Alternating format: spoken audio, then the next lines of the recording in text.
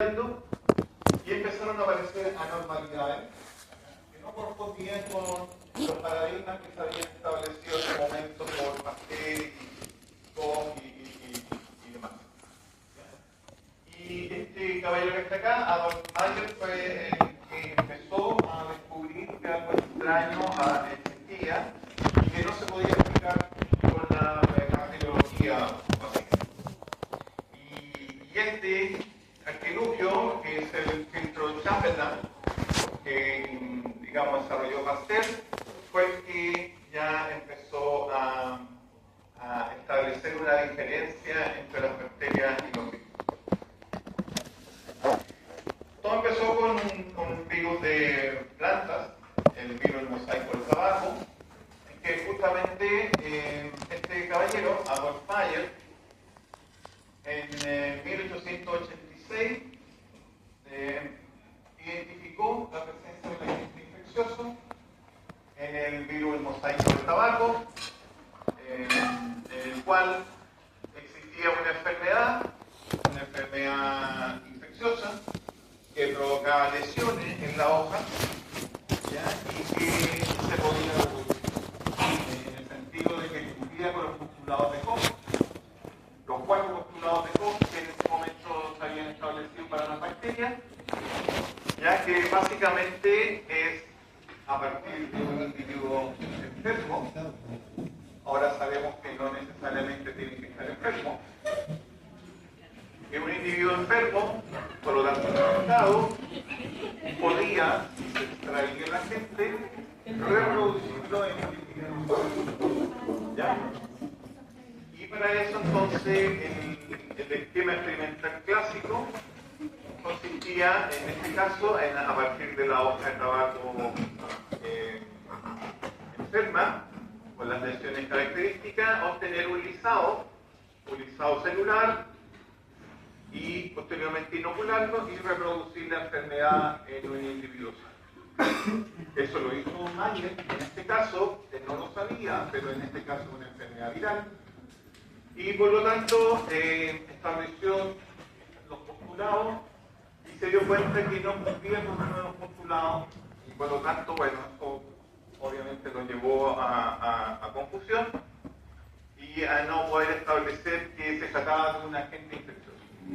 Pero posteriormente este otro caballero, Ivanovsky, aplicando los filtros de Chamberlain, que básicamente tiene un tamaño poro más pequeño que una bacteria y por lo tanto retiene a las bacterias.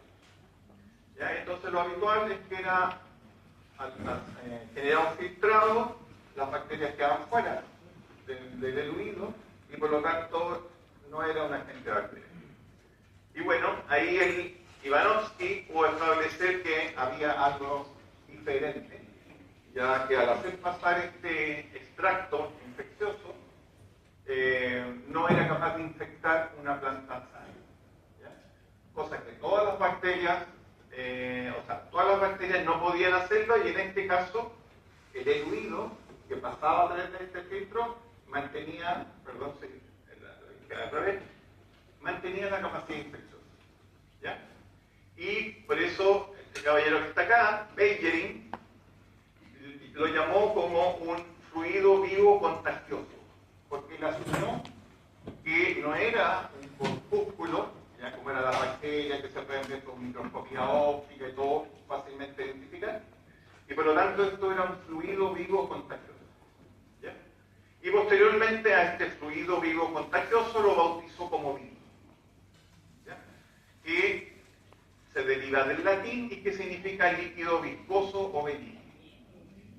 Ahí, como las bacterias producen toxinas, se pensó inicialmente que era una toxina, y posteriormente entonces él pudo determinar a través de diluciones sucesivas que este virus era capaz de regenerarse. ¿Por qué? Porque al infectar una hoja sana provocaba la enfermedad y aumentaba en cantidad. Entonces no podía ser una toxina, porque una toxina no se puede autorreplicar. Y por lo tanto era un agente más chico que una bacteria y que además tenía la capacidad de multiplicarse, de replicarse. Y bueno, y eso entonces determinó ya identificación de un nuevo agente. Acá hay una microfotografía electrónica del virus, que ya se conoció después, y por lo tanto eso ya fue la primera evidencia de que existía una nueva disciplina que posteriormente se fue desarrollando. Y bueno, ahí eso les va a quedar como, digamos, antecedente, pero básicamente eso desencadenó, como en todas las áreas de la ciencia, una serie de descubrimientos que fueron obviamente solidificando la disciplina y descubriendo cada vez más cosas, más características de los virus. En términos de la medicina veterinaria, en el año 98 se descubre el primer virus animal, porque el virus mosaico del tabaco era vegetal, que es el virus de la fiebre aftosa. Como suele ocurrir, los virus más, digamos, más virulentos, los virus patógenos se hacen notar y por lo tanto son los que nos permite identificarlos rápidamente. ¿Ya? Obviamente este virus que afecta a los bovinos en ese momento de donde se aísla el virus inicialmente, y ahora sabemos que infecta a otros hospederos, provoca lesiones visibles y por lo tanto rápidamente llamó la atención, y como estaba el desarrollo de los filtros Chamberlain, todo se filtraba y lo que digamos no quedaba retenido en los filtros antes. Y ahí, por lo tanto, rápidamente empezaron a encontrarse o definirse la existencia de nuevos virus. El primer virus animal en 98, la fiebre aftosa, en 1901 el primer virus humano, la fiebre amarilla, y así sucesivamente. Posteriormente se pudo determinar que había virus que provocaban cáncer, los virus oncogénicos, y el primer virus oncogénico entonces que se descubrió fue el virus del sarcoma Rous, virus de origen aviar, que provoca cáncer. Posteriormente se descubrió por experimentos en placas que los virus no eran un fluido, ¿cierto? No era un líquido patógeno, sino que eran partículas. ¿Ya? Y para eso lo que se hizo fue un cultivo de células y posteriormente se diluía el virus y se inoculaba. Y se veía que no era un efecto homogéneo, sino que había distintos focos de efecto patógeno. ¿Ya? Entonces este líquido no era un líquido, sino que era algo que había en ese líquido que era popular. Posteriormente se determinó que estaba compuesto por proteínas, por ácidos nucleicos y así sucesivamente. Luego se determinaron o se desarrollaron distintos sistemas para multiplicar a los virus, huevos embrionados, cultivos celulares, además del animal, ya sea del hospedero original o el animal de laboratorio. Y así sucesivamente hasta llegar a la actualidad, en el cual se siguen encontrando nuevos virus a medida que se buscan nuevos hospederos o surgen por procesos de mutación o recombinación. Bueno, aquí en el caso del virus de la fiebre aftosa, aquí están los caballeros que lo identificaron en el año 98 y obviamente siempre cumpliendo los postulados de Koch. Se va al individuo enfermo, planta, animal, humano, etc. Y en este caso el virus se obtuvo de las vesículas, que es el sitio activo donde el virus se está multiplicando y excretando, y se hizo lo mismo. Se obtuvo esterilizado, posteriormente se filtró, no se contuvo en los filtros, es un virus de la fiebre aftosa, obviamente en este caso el nombre derivado a través de la lesión que provocaba. Como solía ocurrir en los inicios. En los inicios los virus recibían los nombres ya sea del descubridor, como el sarcoma de Rous, o bien por las lesiones que generaba, ¿ya? El virus diarrea, viral bovina, o el virus de fiebre aftosa, o bien del lugar, ¿ya? Como el virus de Newcastle, que es una localidad inglesa. Pero hasta ahí se encontró la primera vez en el mundo científico, porque es un virus que ya existía mucho antes. Pero ahí se identificó como un nuevo virus, el virus de Newcastle. Actualmente eso ha ido cambiando y ahora ya los nombres son por normativa, en términos de género que pertenece, etc. Pero eso es de ahora. Y en este caso, en el primer virus oncogénico, el del sarcoma Rous, se hizo lo mismo, de gallinas con tumores, se obtuvo el tejido, se fragmentó, se filtró y posteriormente se inoculó en aves sanas y se replicó la leche. ¿Ya? Cumplía todos los postulados de Koch. ¿Cuáles son los 4 postulados de Koch? ¿Se acuerdan?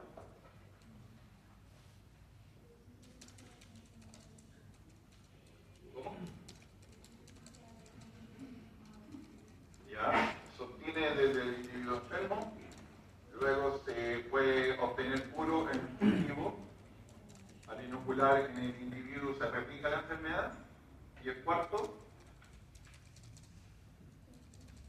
que se recupera el mismo agente desde el individuo inoculado en la segunda fase. Y así se cumple todo el ciclo. Los virus fallaban, ustedes piensan en cuál de estos 4 postulados, que no lo cumplían y que no en algún momento. ¿Ah? La del cultivo. Justamente no es que no lo cumplan, después se supo que necesitaba células para multiplicarse y por lo tanto todos los digamos los medios de cultivo que se le tiene que suministrar es una célula. Pero en ese momento, como lo que se conocía en las bacterias, se trató de multiplicar a los virus también en un cultivo, en un agar, en un cultivo bacteriano, y obviamente ahí no fue exitoso. Por eso en una primera etapa no cumplían los postulados de Koch, porque no se multiplicaban en los medios de cultivo que existían en ese momento, porque no tenían células. Posteriormente se dieron cuenta que necesitaban células, introdujeron entonces células, ya sea un huevo embrionado, un cultivo de células, un animal, y ahí sí se cumplen los postulados de Koch. Bueno, en 1908, otro punto importante en el desarrollo de la virología, básicamente por nuestra visión antropogénica, ¿no? Nosotros siempre lo vemos, lo que más nos afecta es lo más importante en último término, querámoslo o no. Y bueno, y ahí en el año 1908 identificaron la presencia de otra enfermedad viral, que hasta ese momento era enfermedad solamente, que era la polio, en el cual ya se detectaba evidencia histórica hace 4.000 años de la actualidad o más, ya como muestra esta pintura egipcia, en la cual se ve el efecto de la polio en la extremidad inferior, que se replica hasta no hace tan poco, ¿ya? En el cual aquí lo que se hizo, o planteémoslo de otra forma, ya teniendo claro el esquema experimental para identificar una enfermedad viral, ¿ya? Que esto vaya a salir. ¿Cómo habrían identificado que esta enfermedad, la polio, es de origen viral?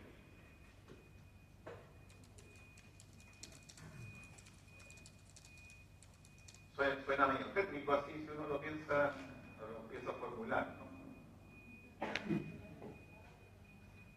¿Ya? ¿De dónde saca? ¿Cuál sería la muestra donde tú buscarías el virus?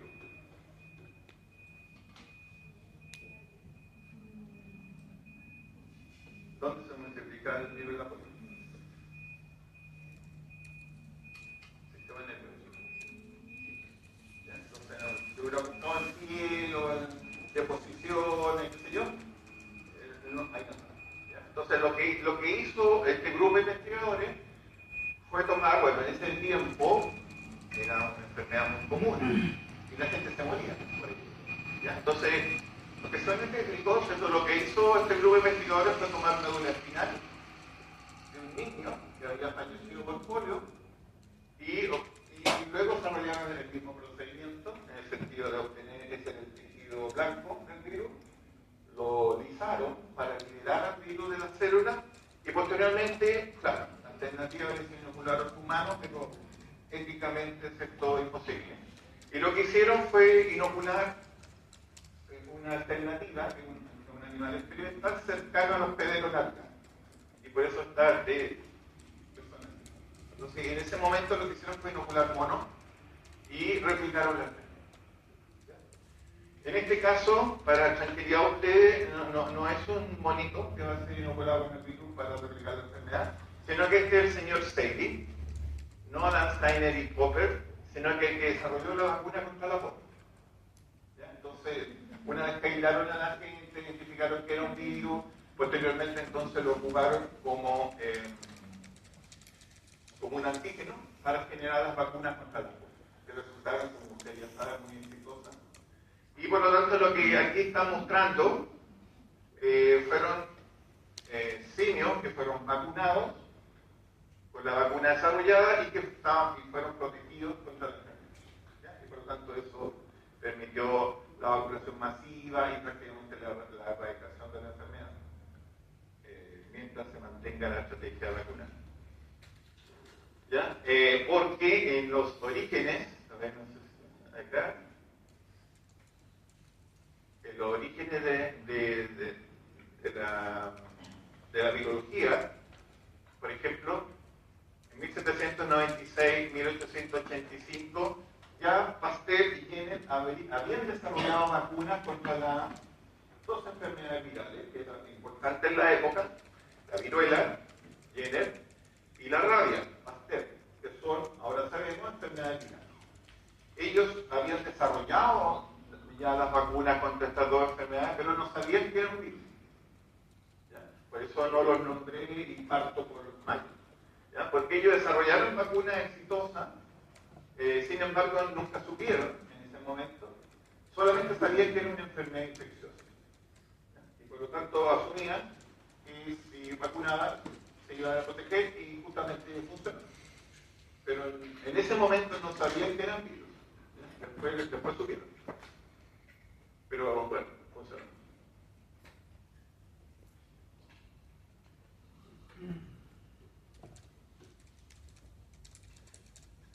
Bueno, entonces se fueron sumando cada vez más enfermedades virales, se fueron incorporando nuevas técnicas, entre medio la microscopía electrónica, que permitió ya conocer cómo eran los virus, ¿cierto? Porque primero eran un fluido, luego eran partículas y después finalmente los vieron y se dieron cuenta que había heterogeneidad de tamaño, heterogeneidad de forma y posteriormente con la espectrometría de masa y otras técnicas también de composición. ¿Ya? Y por lo tanto era un mundo bastante diverso también. ¿Ya? Y una parte importante fue el desarrollo de los medios de cultivo sintéticos, llamémoslo así, de laboratorio, porque inicialmente tenían que, para multiplicar, ocupar los hospederos naturales. ¿Ya? Sin embargo, en muchos casos eso era poco práctico o imposible en el caso de las enfermedades humanas. Y por lo tanto, una herramienta bastante importante y que se conserva hasta el día de hoy son los cultivos celulares, porque antes se ocupaban animales hospedero natural, animales alternativos y huevos embrionados. Fueron los primeros que se ocuparon. Sin embargo, si bien todavía se ocupan, son bastante complejos de mantener. ¿Ya? Y sumados con digamos, el aspecto ético que se ha ido incorporando con el tiempo. Y en el caso de los huevos embrionados, tienen un rango de virus muy restringido. Muy pocos virus se multiplican en los huevos embrionados. Uno de ellos es el virus influenza. ¿Ya? Por eso tal vez tan conocido y tan mediático el modelo, ¿ya? Porque aparece frecuentemente en imágenes o reportajes, etcétera, pero es porque el virus influenza en este momento tiene una alta difusión, ¿ya? Pero es uno de los pocos virus que permite su multiplicación los huevos embrionados. Y por lo tanto la mayoría se ocupan cultivos celulares. Obviamente, en la mayoría de los casos, células obtenía los hospederos naturales.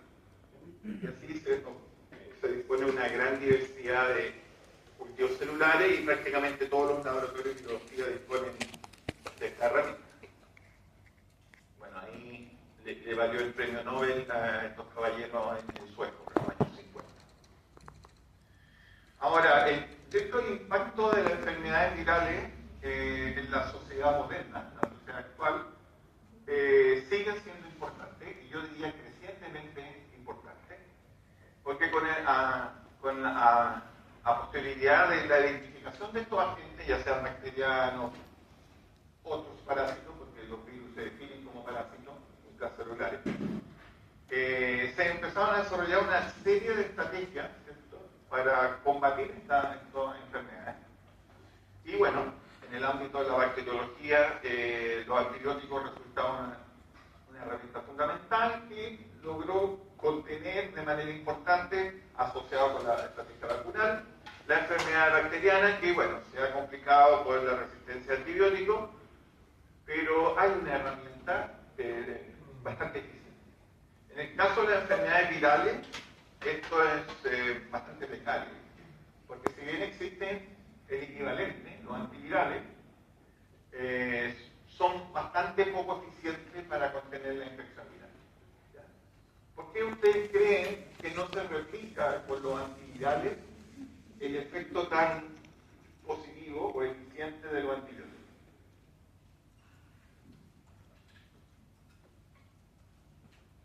Porque según ellos, los antivirales hay poco nada y los pocos funcionan re mal.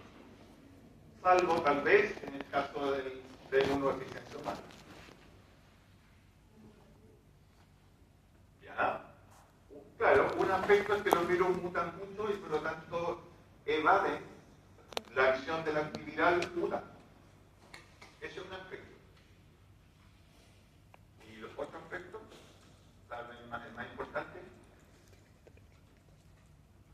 que los virus ocupan para su infección la maquinaria de la célula. ¿Ya? Entonces, ¿qué hace un virus en corto? El virus identifica una célula blanca, la infecta y luego ocupa toda la maquinaria prácticamente de la célula. ¿Ya? Y por lo tanto, diseñar un antiviral que afecte solo al virus y no a la célula es una tarea muy compleja. En cambio, la bacteria tiene toda una maquinaria propia, ¿cierto? Polimerasa, ribosomas, pared celular, etc. Entonces es más fácil buscar un agente que solamente afecta a la bacteria. Y por lo tanto el problema principal de los antivirales es la especificidad de acción. Y por eso hay muy pocos antivirales. Entonces, las enfermedades virales en la práctica, la manera de controlar el efecto que tiene es a través de la vacunación o la erradicación, es decir, de manera profiláctica, preventiva, o bien eliminándolo si ya está presente en un lugar.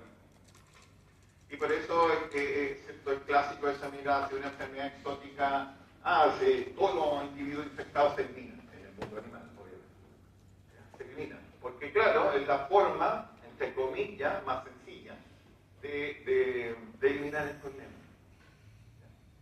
Pero bueno, eso tiene otros costos asociados. Y por lo tanto, si nos vamos al año 2019, no hace tanto, ¿cierto? La OPS definió dentro de las 10 principales amenazas a la salud mundial entre 4 a 5 enfermedades virales. Y el resto, bueno, la contaminación del aire, el cambio climático, las enfermedades no transmisibles, aquí están todas las enfermedades de edad, y el sistema de vida actual, ¿cierto? Diabetes, etcétera, hipertensión. La pobreza, la resistencia antimicrobiana y la deficiencia de la atención de salud. Pero la mitad son enfermedades virales. Aquí tenemos la influenza, y bueno, esto fue en 2019 y fue premonitorio, porque ya desde hace mucho tiempo se temía la aparición de una pandemia por virus influenza por la capacidad que tiene este virus, el patógeno, de hacer saltos de especie y mutar muy rápido, por los mecanismos que este virus tiene. La inmunodeficiencia humana, el ébola, el dengue y distintas fiebres hemorrágicas, porque hay una familia de agentes que están ahí bajo esa terminología, ¿no? Hay distintos virus que provocan distintas fiebres hemorrágicas. Y eso se mantiene hasta el día de hoy. Y justamente esto se da básicamente por esas variedades. Los virus en general se diseminan muy fácil, porque son muy resistentes al medio ambiente, la mayoría de ellos. Y por otro lado, hay pocas herramientas para contener una infección viral masiva. ¿Ya? Y bueno, el ejemplo más concreto fue muy complejo. Afortunadamente, yo diría, básicamente dos factores nos ayudaron a contener esta enfermedad. Uno es que empieza a ser un virus ARN, es un virus ARN que muta muy poco, muy cercano a un virus ADN. Entonces, la generación de mutaciones, ya sea de mayor virulencia, de distinta antigenicidad, etcétera, que va a la acción de la vacuna, es baja. ¿Ya? Es un virus muy estable. ¿Ya? Y por lo tanto, le cuesta sobrepasar las barreras, por ejemplo, vacunas. Entonces, eso hizo que, digamos, le costara evadir las barreras que nosotros después le colocamos. Y por otro lado, la tremenda inversión que se hizo a nivel mundial con distintas estrategias para generar rápido vacunas y todo lo demás. Pero hay otros que están ahí, bueno, la inmunodeficiencia humana que está como poco en la noticia, pero sigue estando presente, se sigue diseminando. Ahora la estrategia con antivirales es mejor. Pero las vacunas son peores. Porque este sí es un virus que muta mucho. Y ébola está contenido en África, básicamente, y la fiebre hemorrágica y el dengue ya esas sí se han ido expandiendo a nivel mundial. Dengue ya está en nuestra frontera. Lo que pasa es que afortunadamente no tenemos las condiciones ecológicas que favorezcan la diseminación de mosquitos, que es el principal vector de la enfermedad. Tenemos un clima, digamos, un entorno que favorece o desfavorece la presencia de estos virus. Bueno, al punto que en plena inicio de la pandemia, ya que se temió que iba a ser mucho peor de lo que fue finalmente, este muchacho definía que la principal amenaza para el último término la presencia del ser humano en la Tierra son los virus, porque en realidad tenemos muy pocas herramientas para contener una infección viral de alta virulencia. Afortunadamente el COVID, entre comillas, se desinfló a mitad de camino y no fue tan peor como fue la viruela en su momento y otras enfermedades virales.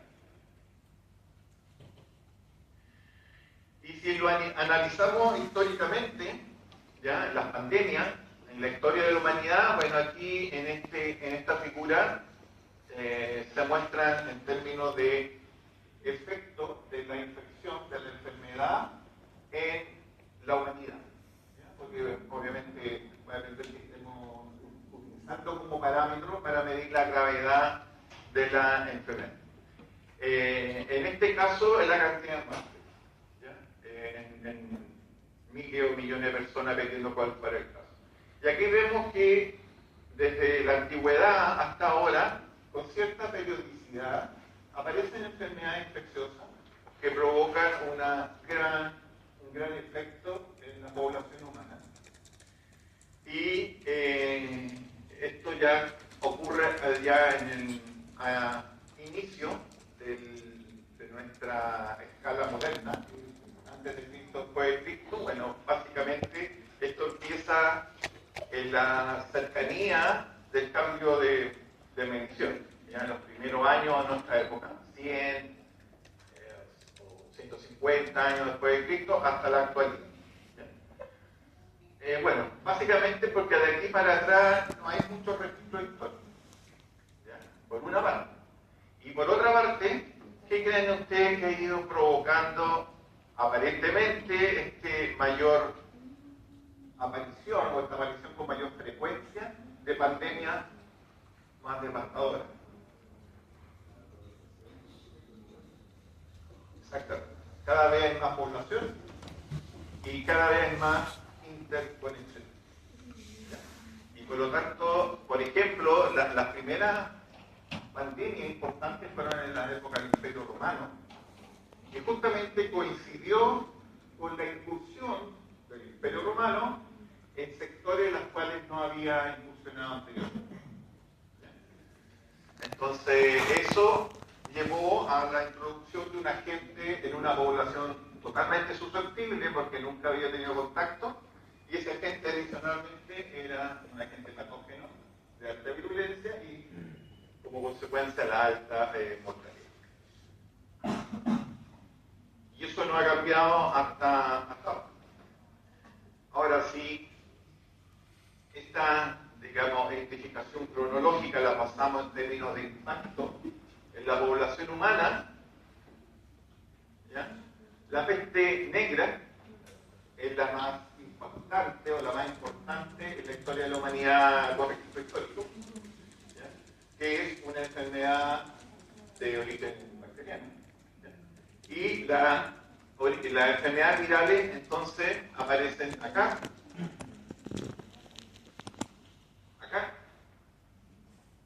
¿ya? Y ya por acá. ¿Ya? Están dentro de las más importantes. Bueno, aquí el tema de protección es pareja para ambas, porque en esa época no había vacuna, no había antibióticos, no había nada. ¿Ya? Y bueno, la más importante provocó, se estima, 200 millones de muertos, y dentro de las enfermedades virales, ¿qué será la smallpox? ¿Qué enfermedad viral será esa? Que provocó, según se estima, unos 60 millones de muertos. La viruela. ¿Ya? La viruela que ahora es un dato, ¿ya? Porque se erradicó finalmente del planeta. Bueno, en su momento, cuando no había medidas, básicamente vacuna, que fue lo que ayudó a contenerla de forma importante, era la principal enfermedad viral en términos de efecto en la población. ¿Ya? Luego viene la gripe española, que en la Primera Guerra Mundial también provocó una gran mortalidad a nivel mundial. También no había mucha herramienta para contenerla. ¿Ya? Luego está la plaga de Justiniano, porque era el emperador romano en la época, pero la peste provocada por una bacteria. Y esto, como les decía, se debió a que el Imperio Romano invadió Persia, en ese momento Irán actual, y por lo tanto cuando la tropa romana volvió a Roma, se trajo la bacteria.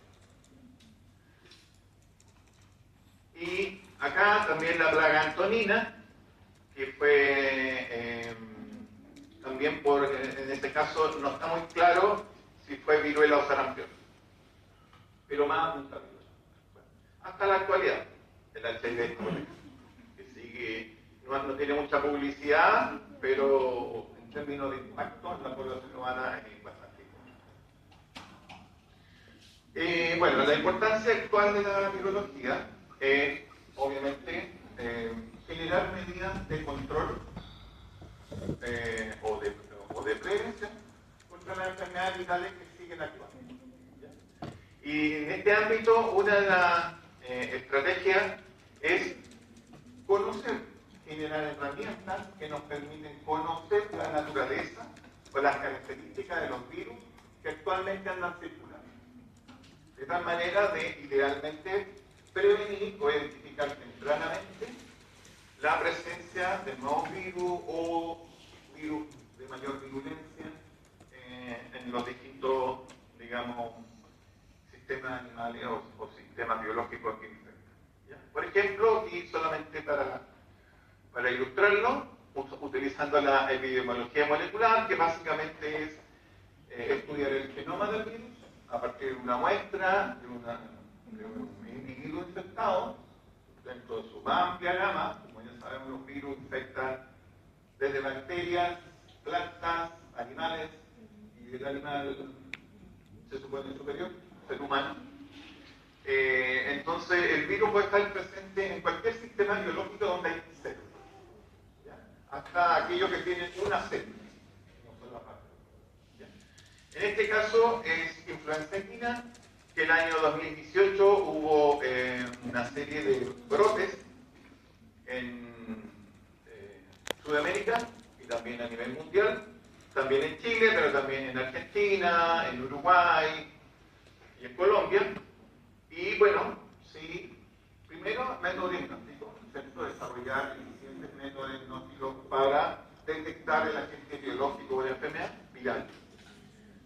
Y identificarla como tal, y posteriormente ese ya se aplicaba una técnica diagnóstica de diagnóstico virológico, ok, de influenza equina, primer dato. Pero posteriormente nos interesa saber, bueno, cuál es el origen. Porque es distinto si es un virus que ya está en el país y que es una mutación que generó una mayor virulencia de la cepa, o bien es un brote de un virus diferente. Porque eventualmente habría que cambiar la estrategia vacunal. ¿Ya? Bueno, esta serie de estudios que se ocupa también de la virología permitió identificar que es un virus que estaba circulando por distintas regiones. Y lo cual no es raro, ¿cierto? Porque normalmente estos brotes aparecen en una etapa inicial, en caballos de competición, en caballos de carrera, y que van viajando a distintos eventos. Y por lo tanto es relativamente fácil que llegue un individuo infectado y transmita el virus. ¿Ya? Y luego ya en el lugar se empieza ya a transmitir a otras zonas del país, que fue lo que sucedió en este caso. Y es lo que ocurre con influenza equina normalmente en dos partes, incluido Chile.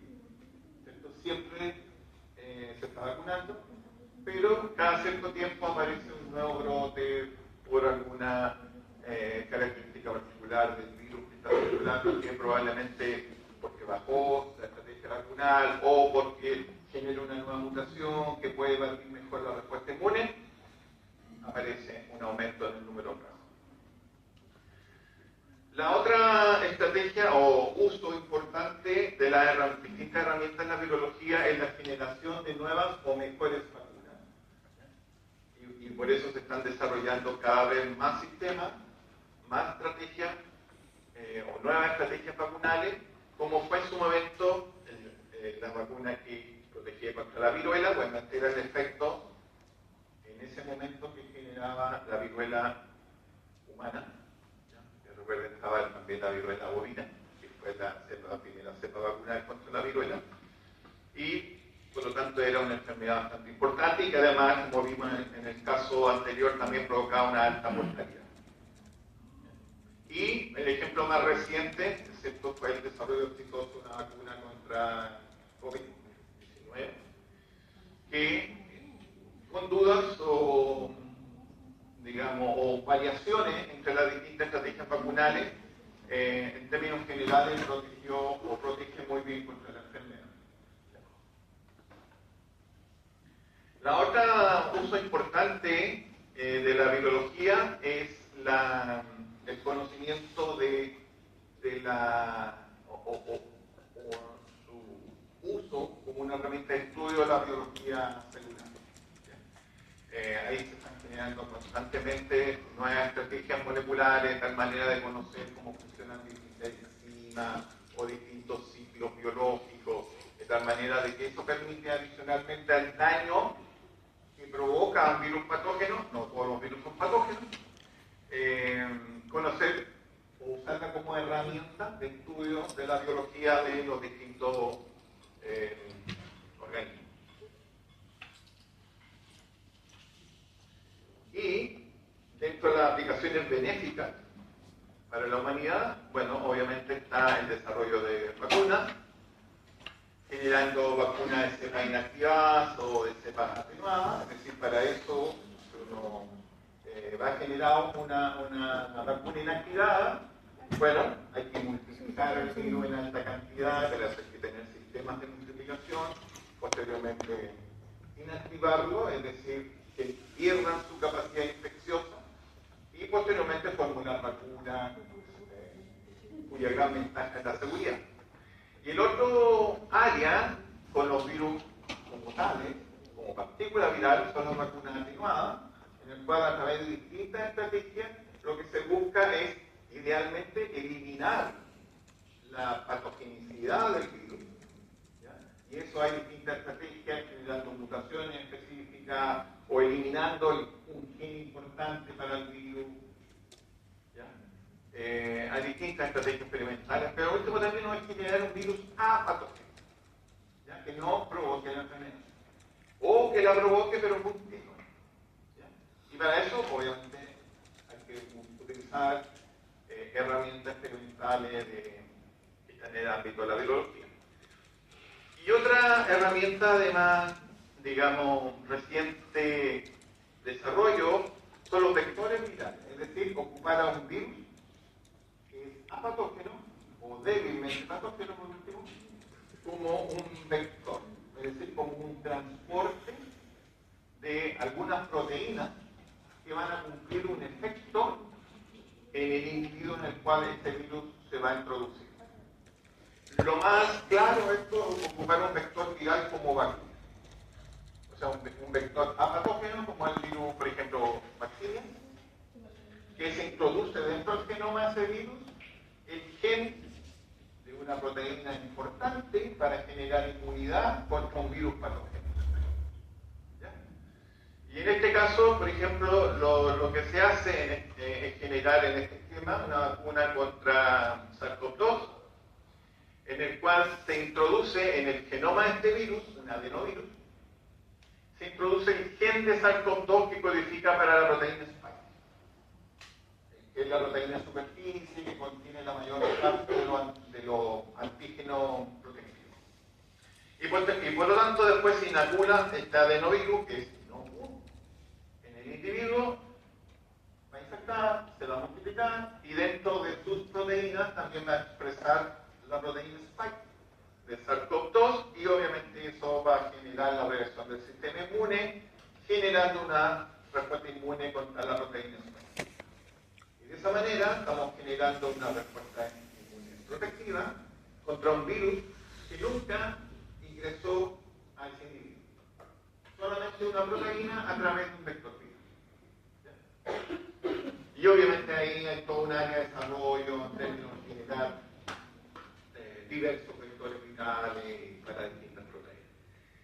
Y la otra alternativa es utilizar a los virus como antibacterianos, que son un grupo particular de virus, los bacteriófagos, que son aquellos virus que infectan bacterias y que destruyen a esas bacterias. Entonces hay todo un área de desarrollo en el cual se buscan en la naturaleza, distintos bacteriófagos, cuál de ellos se aplican mejor, funcionan mejor contra un grupo particular de bacterias, o que tienden a ser bacterias específicos. No destruyen a todas por igual. Y por lo tanto utilizar esto como herramienta, por ejemplo, en el mundo de los alimentos. Es muy utilizado ahí, en la inocuidad de los alimentos, para evitar la multiplicación bacteriana, o atenuar al menos la multiplicación bacteriana en carne, en el cual es uno de los problemas principales. Y también, aunque suene un poco crudo, pero también como erradicación de plagas. El ejemplo más, digamos, recurrente es los conejos. Los conejos europeos, cuando se introdujeron en el Nuevo Mundo, y en Australia, por ejemplo, también, como no tienen depredadores naturales, se han multiplicado muy eficientemente. Y eso provocó entonces un daño en la ecología local. ¿Ya? Entonces, en su momento se inoculó un virus, el virus de la myxomatosis, que provoca mortalidad en conejos. Y ese virus, como es específico, no representa un riesgo para la otra especie. Es una manera de control natural de esa especie. Eso se ha ido dejando ya con el tiempo, pero en su momento se ocupó, y bueno, hay una probable estrategia. Y la otra área de desarrollo también que hay bastante esfuerzo en eso son los virus oncolíticos, que como su nombre lo indica, son virus que destruyen células tumorales. Así como hay virus oncogénicos, ¿cierto?, que generan cuadros tumorales, células tumorales, también están los virus oncolíticos, los que destruyen a las células tumorales. ¿Ya? Y dentro de ellos, por ejemplo, tenemos a los paramyxovirus, que de forma natural son oncolíticos. Entonces, ¿en qué se basa o por qué ocurre esta situación? Porque los paramyxovirus se multiplican mejor en las células tumorales, porque una célula tumoral es muy activa metabólicamente. Entonces, al virus le gusta esa célula, porque porque al ser muy activa metabólicamente le proporciona mejores condiciones para su multiplicación. En cambio, las células normales, que no son tan activas metabólicamente, el virus se multiplica poco o nada. Y por lo tanto es una estrategia bastante segura. Bueno, adicionalmente a eso, de que los virus, las células tumorales son un buen sustrato porque le aportan muchos nutrientes al virus, también disminuye su respuesta inmune innata. Entonces también le genera una menor barrera a la multiplicación. Entonces, resultado, o raya para la suma, cuando se inocula estos virus, se van a multiplicar muy poco en las células normales, por lo tanto son inocuos, son seguros, y las células tumorales se van a multiplicar activamente provocando destrucción celular.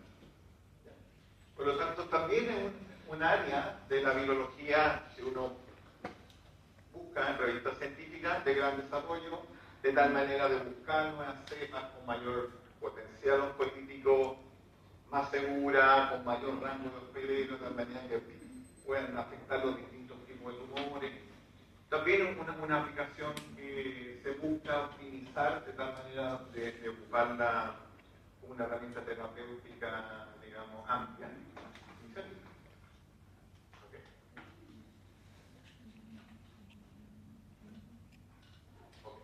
¿Preguntas? ¿Dudas?